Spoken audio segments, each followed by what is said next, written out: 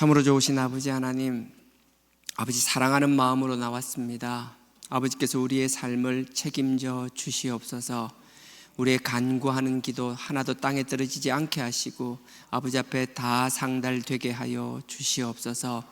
어떤 상황이든 감사하며 찬양하는 저희들 되게 하여 주시옵소서. 또 주의를 허락하여 주셨사오니 우리의 마음을 온전히 드리는 하루가 되게 하여 주시옵소서. 아버지 하나님, 당신만이 언제나 옳으신 분이며 언제나 당신만이 진리임을 입술로 마음으로 고백하는 저희들 되게 하여 주시옵소서.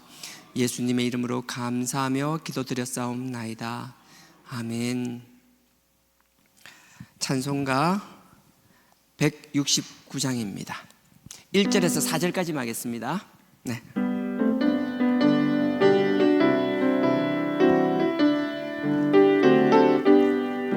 강물같이 흐르는 기쁨 성령 강림함이라. 정결한 맘 영원하도록 주의 거처 되겠네. 주님 주시는 참된 평화가 내 맘속에 넘치네. 주의 말씀에 거센 풍랑도 잠잠하게 되도다.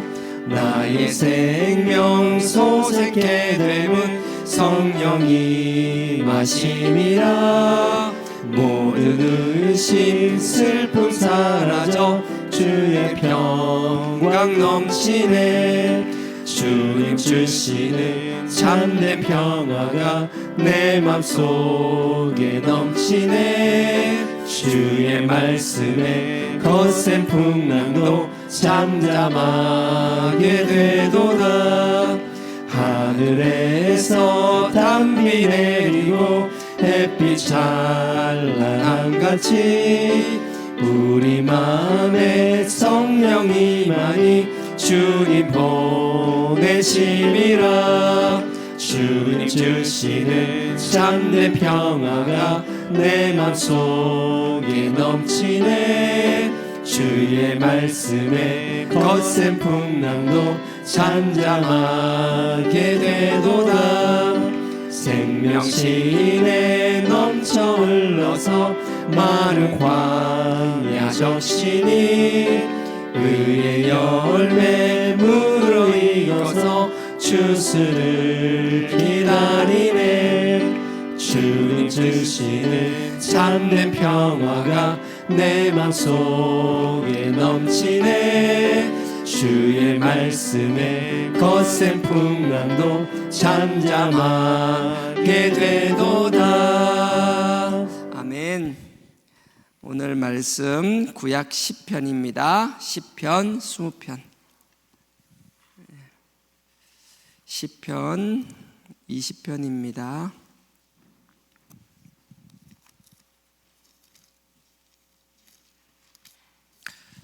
구약 815페이지입니다. 구약 815페이지. 20편 1절에서 9절까지인데요. 절수는 많은데 양은 많지 않습니다.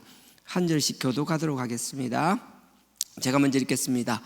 환난 날에 여호와께서 너에게 응답하시고 야곱의 하나님의 이름이 너를 높이 드시며 성소에서 너를 도와주시고 시온에서 너를 붙드시며 너의 모든 소재를 기억하시며 너의 번제를 받으시기를 원하노라. 내 마음의 소원대로 허락하시고 내 모든 도모를 이루시기를 원하노라. 우리가 너의 성리로 인하여 개가를 부르며 우리 하나님의 이름으로 우리 길을 세우리니 여호와께서 너의 모든 기도를 이루시기를 원하노라. 여호와께서 자기에게 속한 바 기름 부음 받는 자를 구원하시는 줄 이제 내가 아노니 그 오른손에 구원하는 힘으로 그 거룩한 하늘에서 응낙하시리로다. 혹은 병거 혹은 말을 의지하나 우리는 여호와 우리 하나님의 이름을 자랑하리로다. 저희는 굽어 엎드러지고 우리는 일어나 바로 같이요. 여호와여 구원하소서. 우리가 부를 때에 왕은 응낙하소서. 아멘. 시편 20편은 대표적으로 많이 알려진 게 아니죠. 많은 추석가뿐만 아니라 그 기독교 전통이 그래요. 예전에는 전쟁에 나갈 땐 그냥 나가는 게 아니라 전쟁에 나가면은요, 모든 백성과 이렇게 다 전쟁에 나가는 군인들이 모이잖아요. 그럼 제사장이 거기서 축복 기도를 해요. 그래서 축복 기도를 하면 신명기 20장에 그런 게 있거든요. 축복 기도를 하면 그 하나님의 축복 기도를 듣고 그 다음에 전쟁터에 나가는 거예요. 그래서 전쟁을 임하는 기도, 이런 식으로 많이 해요. 전쟁을 임한다라는 게 우리한테 적용하면 그렇겠죠. 지금도 전쟁이 있는 나라도 있잖아요. 하지만 우리는 지금 전쟁이 없으니까 꼭 그런 물리적인 전쟁이 아니더라도 우리 삶의 하나에서 우리 삶 속의 문제 하나하나, 크든 작든 그런 문제 앞에서의 우리의 자세가 이러하면 되는 줄 믿습니다. 전쟁에 나갈 때 이렇게 기도하는데요, 또 다른 이름이 있는데 중보기도의 표본이라고 그래요. 이게 저는 오늘은 전쟁의 시의 개념보다는 중보기도의 개념으로 저는 오늘 말씀을 나누고자 하는데, 이런 거예요.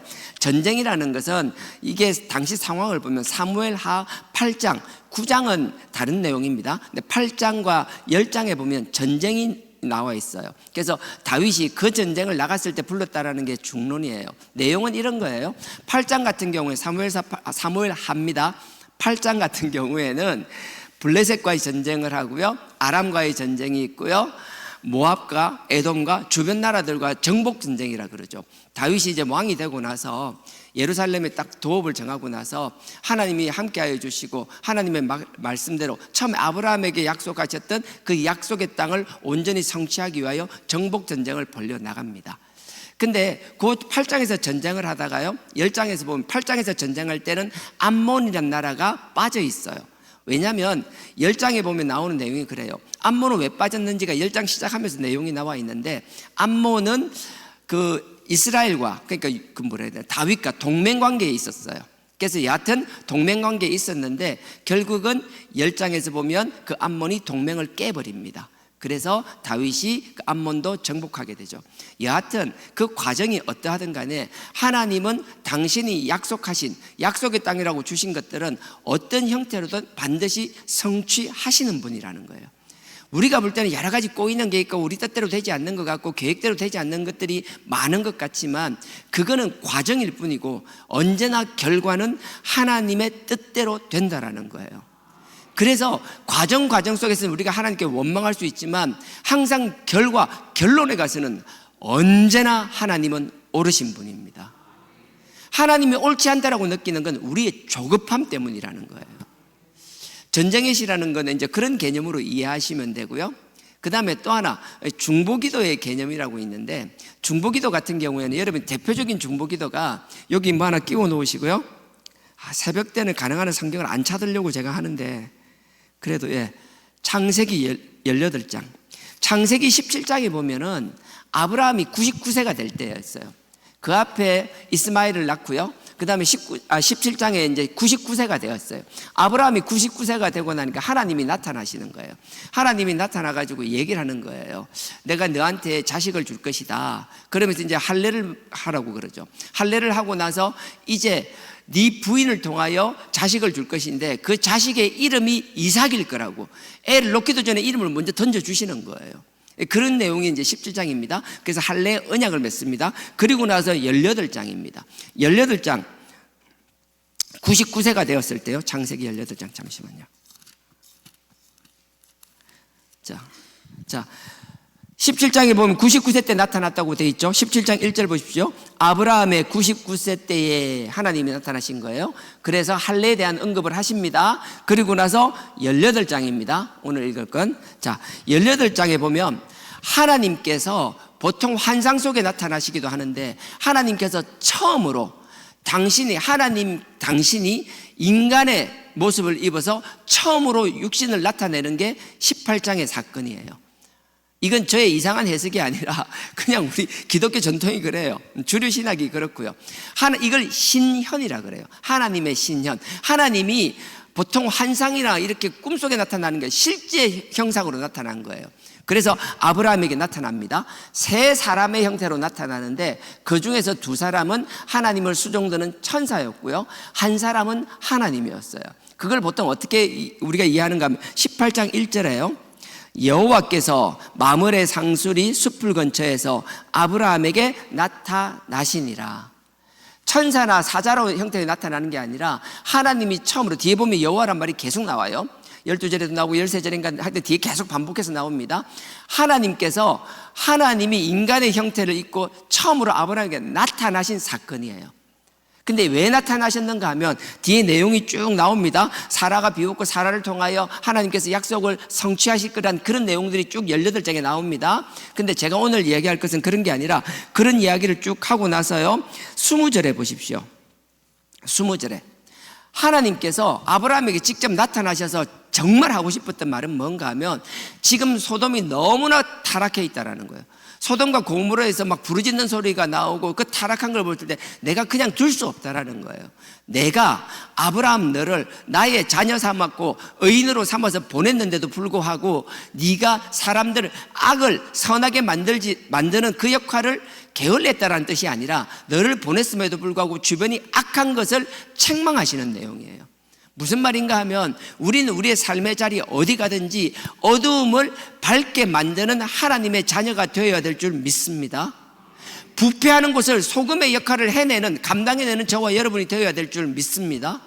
그 역할을 하지 못한다면 우리가, 하나님께서 우리에게 사명을 주시고 보냈는데 어디에 있든지 간에 우리가 있는 그 각자의 삶의 자리에서, 그 각처에서 빛과 소금의 역할을 감당해야 함에도 불구하고 그 역할을 하고 있지 못한다면 하나님이 우리에게 나타나셨을 때는 좋은 말로 안 하신다라는 거예요. 그러니 지혜로운 사람은 뭐예요? 하나님께서 좋은 말로 하기 전에 알아서 우리의 역할들을 잘 감당하는 지혜로운 자가 되기를 주님의 이름으로 부탁드립니다. 하나님께서는요, 아브라함에게 나타나시는 거예요. 20절에요. 여호와께서 또 가라사대 소돔과 고모라에 대한 부르짖음이 크고 그 죄악이 심히 중하니, 하나님께서 진노하시는 거예요. 아브라함이 그랬나요? 아니요. 아브라함이 잘못한 거 아니에요. 아브라함이 소돔과 고모라 가서 그들을 타락시켰나요? 아니에요. 우리는요, 하나님 가운데 타락하는 것을 엄히 경계하고 항상 파수꾼의 역할들을 해야 된다는 거예요. 그러니 우리는 나와 상관이 있다 없다가 아니라 우리가 등대와 같이 항상 기준점이 될 수 있어야 되는 거거든요. 세상이 언제나 흔들리는 이유는요, 등대가 움직인다는 건 말이 안 되잖아요. 초라한 등, 조그마한 등이라도 앞에 아무리 큰 항공모함이 온다고 생각해 보십시오. 등대가 피할 수는 없는 거예요. 항공모함 지가 피해야 되는 거예요. 그건 항공모함이 아니라 항공모함 할아버지가 와도 마찬가지예요. 우리는 크고 작고의 문제가 아니라 우리가 비추는 빛이 하나님의 말씀 가운데 진리라면 우리의 크고 작음은 문제가 되지 않아요. 명확한 기준을 세울 수 있는 저와 여러분 되길 주님의 이름으로 축원드립니다. 보세요. 그렇게 하고 나서 이제 그때 아브라함이 어떻게 하는가 하면 미안하다고 그러죠, 하나님 앞에. 근데 하나님께서 중보기도를 거예요. 하나님, 잘못된 거 맞습니다. 소돔과 고모라 하나님 재앙을 받는 거 당연합니다. 하지만 하나님 하면서 아브라함이 첫 번째 중보기도가 나오는데 이거예요. 의인이 있는데 어찌 의인이 악인 때문에 죽을 수 있겠냐라는 거예요. 그게 23절입니다.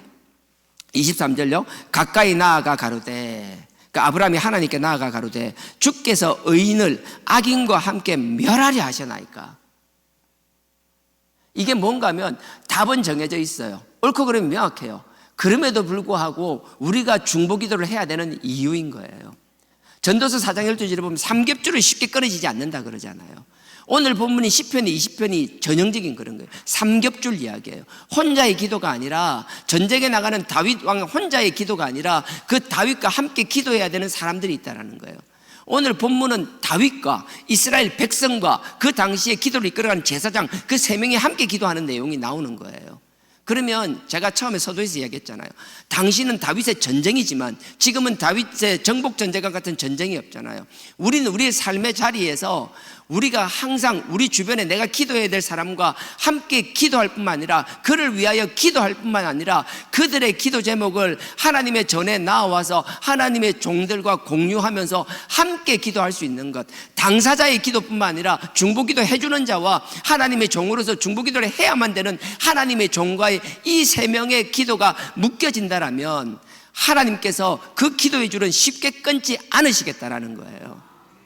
그러니 혼자서는 쓰러질 수 있고 넘어질 수 있지만 하나님이 그 핏값으로 세운 이 그리스도 몸된 그리스도가 머리 된 이 교회는 결코 쉽게 무너질 수 없다라는 거예요. 아니 그렇게 되어야만 된다라는 것이에요. 그래서 여기 보면 창세기 18장 23절에 보면 중보를 합니다. 어떻게 악인 때문에 의인이 함께 죽을 수 있겠습니까? 그러면서 기도를 하죠. 의인이 50명만 있으면 살려주시지 않겠습니까? 아 그래. 그다음부터 자신이 없는 거예요. 우리가 여기서 조심해야 되는 거예요. 처음에 우리가 항상 우리 스스로나 주변을 볼 때 과대평가하는 경우가 많아요. 소돔과 고모라에는 조카가 있었잖아요. 우리는 하나님 앞에 우리 죄를 아뢰고 우리 자신을 하나님 앞에 내어놓을 때는 정말 객관적으로 볼 수 있어야 돼요. 근데 우리는 스스로를 과대평가하는 경우가 너무 많아요. 이 정도면 됐겠지, 이만하면 됐겠지, 많은 사람들이 이 정도면 충분하다 그러던데 우리가 사람 말 믿고 의지할 거예요? 아버지의 심판대 앞에 잣대가 사람 말인가요? 다수의 말인가요? 아니에요. 언제나 하나님의 뜻은 말씀이었고 소수일지라도 하나님의 뜻은 말씀이었어요.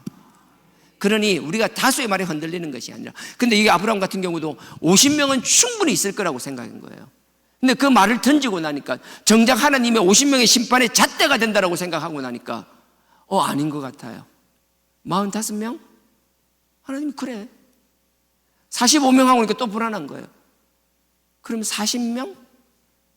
그래. 40명도 불안한 거예요. 30명? 그것도 자신 없어요. 20명? 그것도 자신 없어요. 거기 있는 자기 조카가 가정만 해도 몇 명인데 20명조차도 자신이 없는 거예요. 나중에는 뭐예요? 정말 내가 마지막으로 다시 한번 얘기해 볼 텐데 10명? 하나님이 콜, 그래. 근데 결국 10명이 있었나요? 아니요. 하나님 앞에서 그 심판대 앞에서 그 잣대를 우리 스스로가 과대평가하지 않기를 주님의 이름으로 부탁드립니다. 그래서 우리는 약하기 때문에 특히나 오늘은 뭐 전쟁이나 다윗이 거창한 거 얘기하지 않겠습니다. 첫째로 우리 가족들. 오늘 본문 뒤에 가서 보겠지만 본문 처음에 1장이 이렇게 시작합니다. 20편 1절이요. 환난이라고 시작돼요. 환난이 여러 가지 어려움이겠죠. 전쟁도 환난이겠죠. 하지만 그 환난이라는 단어를요, 이 말씀을 준비하면서 제가 히브리어 사전을 다시 한번 찾아봤는데 사전 맨 뒤쪽에 참 저를 재밌게 하는 말이 있었어요. 환난이란 말이 대적하는 아내, 환난이 대적하는 아내가 환난이더라고요. 그 뜻 가운데. 근데 저는 여자를 폄하하려고 하는 게 아니에요. 대적하는 아내만, 아니요, 하나님 앞에서 하나님을 향하여 우리가 서기를 원할 때 그 대적하는 사람이 아내가 될 수도 있지만 남편이 될 수도 있는 것이고요, 자녀가 될 수도 있다라는 거예요. 그러니까 환난 앞에서 기도한다라는 것은 하나님 앞에 바로 서지 못하게 하는 것이 우리 가족 가운데 있다라면 그게 남편이 되었든 부인이 되었든 자녀가 되었든 부모가 되었든 우리 가족을 위하여 먼저 기도할 수 있는 저와 여러분 되길 주님의 이름으로 축원드립니다. 우리가 하나님 앞에 바로 서는 건요, 하나님 뜻 가운데 가족이 하나 되는 것, 그 다음에 내 삶의 자리에서 함께 하는 사람들이 하나님 앞에 하나 되는 것, 점점점 그 우리의 지경을 넓혀 나가는 것, 그것이 얼마나 귀한 사명인 줄 모른다라는 거예요. 그러니 거창한 것을 떠나서 가까이 있는 사람을 위하여 중보기도 할 수 있는 저와 여러분 되기를 주님의 이름으로 부탁드립니다. 대표적인 게 뒤에 보면 32장, 출애굽기 32장도 있어요. 여러 가지가 있지만 오늘 두 가지만 찾겠습니다. 출애굽기 32장 하니까 탁 떠오르잖아요. 32장 하면 황금송아지 만들었잖아요. 출애굽할 때 이스라엘 백성들이 황금송아지 만들어서 난리 부르스를 칠 때 이게 똥인지 된장인지도 모르고 죽는지 사는지도 모르고 막 저거 기준에서 모세가 올라가서 40일 동안 올라가서 하나님의 십계명을 받아 내려오는 동안 그 40일을 기다리지 못하는 그 조급함, 하나님이 보이지 않는다라는 이유로, 하나님이 보이지 않기 때문에 자기를 리드하고 인도하였던 그 모세가 보이지 않는다라는 그 이유만으로 하나님을 보지 못하고 하나님이 쓰는 그 종만 바라보며 눈에 보이는 사람을 의지하다가 사람이 보이지 않으니까 우왕좌왕하는 그 이스라엘 백성들, 하나님께서 종으로 사명을 맡긴 아론조차도 흔들리는 그런 모습들, 결국은 그들은요 스스로를 합리화하면서 한 짓이 황금으로 송아지를 만드는 것이었어요. 아버지께서 기뻐하셨나요? 천만에요. 그것을 보고요 하나님은 대노하셨습니다. 진노하셨습니다. 이것들 싹 다 죽여버리고 새로 시작하겠다라고, 내가 새로 내 백성들을 새로 선택하겠다라고, 다 죽여버리겠다라고 하나님이 막 노발대발 하셨어요. 그때 모세가 했던 기도가 32장 32절입니다. 출애굽기 32장 32절 132페이지입니다. 그 앞에도 중보에 대한 내용들이 나오지만 이게 더 명확하고 선명해서 32절을 찾는 거예요. 자, 제가 읽겠습니다. 32절. 그러나 합의하시면 이제 그들의 죄를 사하시옵소서. 합의한다라는 거 이제 웬만하면 이제 하나님 됐잖아요. 그 앞에 보면 이제 레위 지파라고 이스라엘 사람들을 확 죽이는 사건들이 나와요. 하나님 이 정도면 이제 좀 화풀만도 하잖아요. 그러면서 하시는 거예요. 그러나 이제 웬만하면 이제 그들의 죄를 사하시옵소서. 그렇지 않사오면 원컨대 주의 기록하신 책에서 내 이름을 지워버려 주옵소서. 내 생명책에서 차라리 내를 지워달라는 거예요. 내가 중보기도를 하는 대상이 하나님께서 모세를 리더로 세우셨고 이스라엘 백성들을 출애굽하라는 사명을 주셨다라면 그 어찌 보면 그 한민족도 아니니까, 그죠? 혈육이라면 혈육이죠. 가까이 보면 뭐 자기 지파만 혈육이 아니라 12지파 모두가 자기 혈육이잖아요. 하지만 또 우리가 잘 알잖아요. 우리가 뭐 조금만 내고 사돈이 아니라 사촌에 팔촌에 뭐 넘어가면 다 남이잖아요. 근데 하나님께서는 그런 개념을 말하는 것이 아니라 네가 지도자로서 맡긴 사람들이 있다면 그 사명을 감당하기 위하여 그들을 사랑하는 마음도 네 목숨을 내어놓을 만큼 사랑하는 마음으로 그들을 사랑하라는 거예요. 하물며 우리의 가족을 위해서라면요, 나의 부인과 나의 남편, 나의 자녀와 나의 부모를 위해서라면요, 더 말할 이유가 없잖아요. 이렇게 기도할 수 있는 저와 여러분 되기를 원합니다. 특히나 부부를 위해서, 서로 남편과 부인을 위해서, 자녀를 위해서. 하나님 부족합니다. 알지 못합니다. 몰라서 저러고 있습니다. 차라리 나를 죽여주십시오. 하지만 저 인간, 저 부인, 아니 우리 자식들을 볼 때 자식만큼은 살려달라는 그러한 결연한 의지를 가지고 우리의 가까운 가족을 위하여 기도할 수 있는 저와 여러분 되길 주님의 이름으로 부탁드립니다. 기왕하는 기도 대충 하지 마시고요. 우리가 세상에서 다 누린들 뭐 하겠어요? 누리지 말라는 이야기. 나는 여러분들이 하나님이 준비하신 거 다 누렸으면 좋겠어요. 하나님을 믿지 않는 사람, 하나님을 알지 못하는 사람들조차 누리는 그것들을 왜 여러분들이 누리지 못해요? 저는 누렸으면 좋겠어요. 누리기 위하여 여러분들이 할 수 있는 최선의 노력을 다했으면 좋겠어요. 여러분의 노력뿐 아니라 하나님께 지혜를 간구했으면 좋겠어요. 하나님이 주시는 지혜와 지식으로 그것들을 쟁취하고 누리기를 원합니다. 하지만 그게 누리는 것으로 끝나는 것이 아니라 그 밑에 그 바닥에는 항상 말씀과 더불어 우리의 가족의 영혼 구원이 바탕에 깔려 있기를 주님의 이름으로 축원드립니다. 영적으로 구원받지 못하고 세상에 누리는 게 무슨 의미가 있냐라는 거예요. 그건 정말 죽이기 전도된 것처럼 그런 일을 우리가 바라는 것이 아니라 하나님 앞에 영도 바로 서고 구원받고 세상의 것도 받아 누릴 수 있기를 주님의 이름으로 축원드립니다. 언제나 하는 말, 남과 비교하지 말고요, 자격지심에 빠지지 말고요, 각자 하나님이 주시는 그 만족하는 분량만큼 하나님이 채워주실 줄 믿습니다. 32장 이런 식으로 하나님께 중보기도 하는 거예요. 모세의 중보기도는 결연했어요. 그 백성을 위하여 자기 목숨을 진짜 초계처럼 버릴 마음이었어요. 이런 마음으로 중보기도를 했거든요. 이런 관점에서 시편 20편 다시 돌아가겠습니다. 시편 20편이에요. 이런 마음이 창세기부터 출애굽부터 쭉 이어져 내려오는 것들이에요. 그래서 이스라엘 백성들은요 공동체 의식이 강했어요.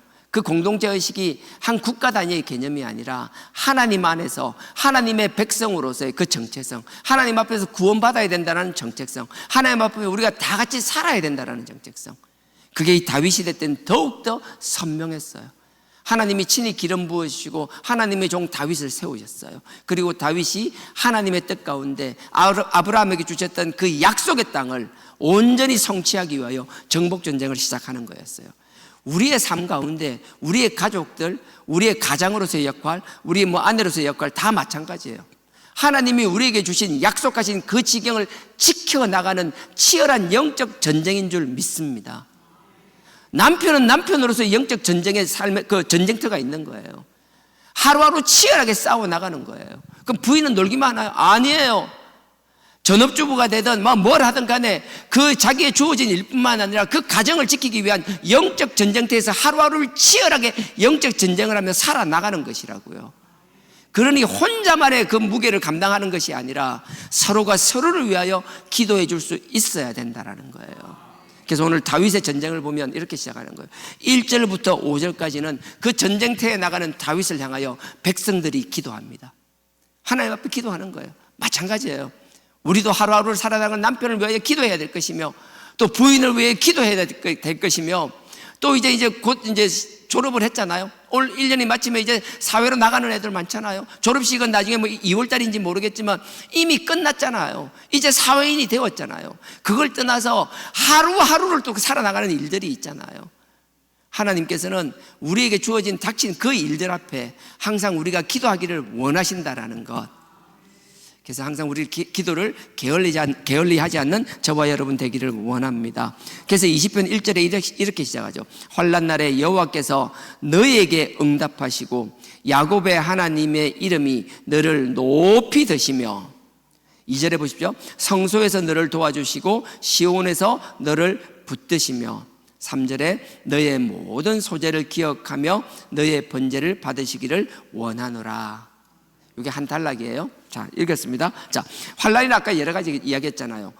작게는 아내의 대적 이런 것도 있지만, 크게는 이 전쟁이, 여기서는 전쟁이었어요. 크든 작든 우리에게 전쟁은 언제나 있습니다. 그 전쟁터에 나갈 때 우리가 자녀를 위해서 기도하든 누구를 위해서 기도할 때 첫째 기도하는 게 환난 날에 1절입니다. 여호와께서 너희에게 응답하시고 야곱의 하나님의 이름이 너를 높이 드시며. 자막 지우지만 그대로 놔둬보세요. 네. 자, 환난 날에 여호와께서 너에게 응답하시고, 우리가 항상 기도할 때 네가 나가는 어려움이 있지만 하나님은 항상 너에게 응답하신다라고 우리가 기도할 수 있어야 되는 거예요. 우리가 자녀를 위해서 기도할 때도 그렇고요. 네가 어려운 일들이 있겠지만 항상 하나님이 응답하신다. 항상 하나님이 너와 함께 하시면 너를 지키신다라고 우리가 기도할 수 있어야 되는 거예요. 그 다음에 야곱의 하나님의 이름이 너를 높이 드시며, 야곱이 이스라엘로 바뀌잖아요. 여러분 창세기 32장에 보면 그 야곱이 처음으로 신현하신 하나님을 만나요. 그건 여러분 천사라고 생각하지만 천사가 아니에요. 호세아에서 12장에서 보면 야곱이 만나서 싸웠던 씨름하였던 사람은 천사가 아니라 하나님이라고 말씀하고 계시는 거예요. 하나님께서 싸우고 나서 야, 너 나와 싸워서 이겼어. 이제 네 이름을 이스라엘이라 할 것이야. 너는 나와 싸워서 이긴 사람이야. 나와 싸워서 이겼는데 네가 앞으로 살아갈 일에서 두려울 게 무엇이 있냐라는 거예요. 우리는 기도는 이렇게 해야 되는 거예요. 한번 하나님 앞에 목숨 거는 기도를 하고, 그 목숨 거는 기도의 결과로 하나님을 이겨먹는, 이게 나쁜 뜻으로 말하는 게 아니에요. 내가 원하는 그 간절함, 절박함을 가지고 하나님 이게 안 된다면 저를 죽여주십시오. 사적인 욕심을 말하는 게 아니에요. 하나님 앞에서 그런 결계를 가지고 결단을 하며 목숨 건 기도를 하고 그 기도의 결과를 쟁취한 사람, 하나님으로부터 그 응답을 받아 경험했던 사람은 세상을 두려워하지 않는다라는 거예요. 지금 그 이야기를 하는 거예요. 야곱의 하나님의 이름, 그 여호와의 이름이 너를 높이 드시며. 그러니 그런 기도를 해야 된다고. 우리가 자식들은 언젠가 한번, 우리 부부도 마찬가지예요. 하나님, 제가 이야기합니다. 불경스러운 표현일 수 있지만 한 번쯤은 하나님을 이겨먹는 기도를 할 수 있어야 되는 거예요. 목숨 거는 기도. 그 하나님이 너를 높여 드실 거라는 거예요. 이제 전쟁터에 나가면 죽고 사는 문제가 달려있잖아요. 죽고 사는 그 문제 앞에, 죽음 앞에 두려움 없이 나가게 하기 위하여 그래서 어릴 때부터 우리가 그들을 위하여 막 억지로 이렇게 신앙훈련 시킨다고 될 건 아니에요. 그럼에도 불구하고 우리 기도는 이런 기도를 항상 해줄 수 있는 저와 여러분들에게 주님의 이름으로 축원드립니다. 그리고 2절에 보십시오. 성소에서 너를 도와주시고, 성소에서 너를 도와주시고 시온에서 너를 붙드시며. 성소는 하나님이 좌정하고 계시는 곳이에요. 그리고 시온이라는 건 다윗성을 말하는 거예요. 하나님이 통치하는 곳이에요. 이런 기도를 하면 하나님이 좌정하고 통치한다는 건, 여기서는 본문에서 보면 시온이라고 이야기하고 성소라고 이야기하지만 이건 우리의 삶의 자리 전역을 말하는 것이라고요. 어디에서든지 하나님이 너와 함께 하신다라고 기도하는 것. 그리고 3절이 너의 모든 소재는 곡식을 드리는 거예요. 곡식을 드리는 거 가벼운 제사예요. 지금 우리로 개념하면 정확하진 않지만 여기 본문 뜻을 보면 우리의 일반적인 감사 기도를 생각하면 될 거예요. 내 모든 소재를 기억하시며 너의 감사, 그러니까 우리가 하나님 앞에 드릴 때 꼭 헌금을 말하는 게 아니에요. 하나님 앞에 감사하는 삶, 크든 작든 하나님 앞에 감사하는 훈련, 그리고 또 나아간다면 그 삶이 안 될 때 우리가 아직 하나님을 알지 못하고 믿지 못하고 하나님이 원하시는 감사를 하지 못할 때, 그게 남편이 됐든 부인이 됐든 자녀가 되었든 금액을 말하는 게 결코 아닙니다. 그걸 위하여 감사를 대신하는 것도 좋다라는 거예요. 하나님 앞에 감사하는 것, 어떤 형태로든 보세요. 너의 모든 소재를 기억하시며, 하나님은 너의 그 감사를 다 기억하고 계신다라는 거예요. 너의 번제라는 건, 번제는 뭐예요? 다 태운다는 거예요. 하나님 앞에 정결하는 것, 우리의 온전한 헌신을 나타내는 거라고요. 그래서 우리는 번제를 뭐예요? 회개라고 이야기하잖아요. 번제는 그 짐승을 다 태워 없애는 거잖아요. 우리 죄를 다 태우는 것이잖아요. 그래서 하나님 앞에 그 소재와 번제, 하나님께서 그걸 기억하신다라는 걸 잊지 않기를 주님의 이름으로 축원드립니다. 그걸 받기를 원하신다는 거예요. 우리가 기도할 때 하나님, 우리의 감사가 생활화되게 하십시오. 하나님 앞에 번제하는 것, 하나님이 죄를 싫어하는 것, 죄를 태워 없애는 걸 생활하게 하여 주십시오. 우리가 나가서 하루 앞을 알 수가 없으며, 하루가 뭐예요? 1시간 앞, 아니 1분 1초 앞을 알 수 없는 우리 삶 속에서 할 수만 있다면 우리의 삶이 하나님 앞에 감사하며 회개하는 삶 살게 하여 달라는 것. 그게 전쟁터에 나가는 사람을 담대하고 당당하게 만든다는 거예요. 불안함으로 나가는 게 아니라 하나님과의 관계를 회복함으로 말미암아 이 세상을 나갈 때 두려움 없이 나아가는 저와 여러분 되길 주님의 이름으로 축원드립니다. 그리고 4절에 보십시오. 너의 마음의 소원대로 허락하시고 네 마음에 원하는 것을 다 허락하시고 너의 모든 도모를 이루시기를 원하니라. 이렇게 하고 나서 셀라라고 한번 딱 끊고 나서, 셀라라는 건 뭐 악보자 요즘은 모르겠어요. 뭐 강조하는 것, 더 빠르게 하는 건 모르겠어요. 더 크게 하는 건 뭔지 모르겠어요. 이렇게 앞에서 촥 얘기하다가 4절에서는 좀 강조한다는 거, 액센트를 준다는 거예요. 그러면서 너의 마음의 소원대로 허락하시고 너의 모든 도모를, 네가 생각하는 모든 계획이 이루어지기를 원하노라. 결국 이 4절을 원하는 거잖아요. 이 4절을 원하기 때문에 앞에 1절, 2절, 3절을 한다라는 거예요. 우리가 4절부터 자꾸 막 들이내미는 게 아니라 이 4절을 말하기 위하여 1절과 2절의 3절의 과정들을 하나님 앞에 밟아 나갈 수 있는 저와 여러분 되길 주님의 이름으로 축원드립니다. 그리고 나서 5절에요. 이제 우리라는 공동체가 나오는 거예요. 이제 계속 백성들이 그 다윗 왕을 위하여 네가 왕인 네가 하면 안 되죠. 근데 여기서 뭐 존칭이 따로 없으니까 네가 한 거예요. 상대를 위해 기도하다가 이제 보세요. 그렇게 해서 그 상대가 기도해 줬던 그 상대가 원하는 거, 계획했던 것들 다 성취하잖아요. 그러면 성취하는 것은 그 사람 하나만의 성취물이 아니라 함께 기도했던 우리 모두의 결과물이 된다는 거예요. 그러니 내 손에 잡히는 게 아니라도 내가 중보기도한 그 사람이 잘 되면 그 잘 되는 걸 보는 것만으로도, 내 자녀가 잘 되는 걸 보는 것만으로도, 내 남편, 내 부인이 잘 되는 걸 보는 것만으로도 우리 모두가 만족감을 느낄 수 있다는 거예요. 그래서 5절에 보십시오. 우리가 너의 승리로 인하여 개가를 부르며, 이 개가가 노래 부르는 게 아니고 막 그냥 고함을 친다는 거예요. 너무 좋아서. 우리 그렇잖아요. 뭐 좋은 일 있으면 특히 여자들 그렇잖아요. 좋은 일 뭐 앞뒤도 없이 그냥 깨 하고 막 소리 지르고 난리 치잖아요. 지금 그런 걸 말하는 거예요. 5절에 우리가 너의 승리를 인하여 개가를 부르며 막 소리를 지른다는 거예요. 개가를 부르며 우리 하나님의 이름으로 우리의 승리의 깃발을 세우리니 여호와께서 너의 모든 기도를 이루시기를 원하노라. 우리가 그렇게 한다는 거예요. 그러니까 앞으로서 하나님이 너의 기도를 앞으로도 계속 미래를 얘기하는 거예요. 더 승승장구하기를 원한다라는 거예요. 우리가 중보기도를 할 때 이런 자세로 기도할 수 있기를 원합니다. 이렇게 딱 하고 나니까 보십시오. 6절에 여호와께서 자기에게 속한 바 기름 부음 받은 자를 구원하는 줄 이제 내가 아노니 그 오른손에서 구원하시는 힘으로 그 거룩한 하늘에서 저에게 응낙하시리로다. 이게 제사장의 기도예요. 전형적인 제사장의 기도 멘트예요. 앞에는 백성들이 그 다윗 왕을 위하여 기도하는 거예요. 여러분들이 여러분 가족을 위하여 기도할 때는 앞에처럼 막 기도하는 거예요. 그때 여러분들의 기도로만 끝나는 것이 아니라 하나님께서 그 아들의 그 핏값으로 세우신 이 신앙 공동체, 우리 신앙 공동체의 그 머리 대신 그리스도를 머리로 삼는 이 신앙 공동체, 이 신앙 공동체에서 함께 여러분들을 위하여 기도할 때 이런 기도를 한다라는 거예요. 이게 제사장적 기도예요. 이 제사장적 기도는 이거예요. 하나님이 기름 부은 자를 축복하듯이 하나님께서 우리 공동체 안에 있는 모든 자가 하나님이 기름 부은 하나님의 종들이에요. 이제 만인 대제사장이잖아요.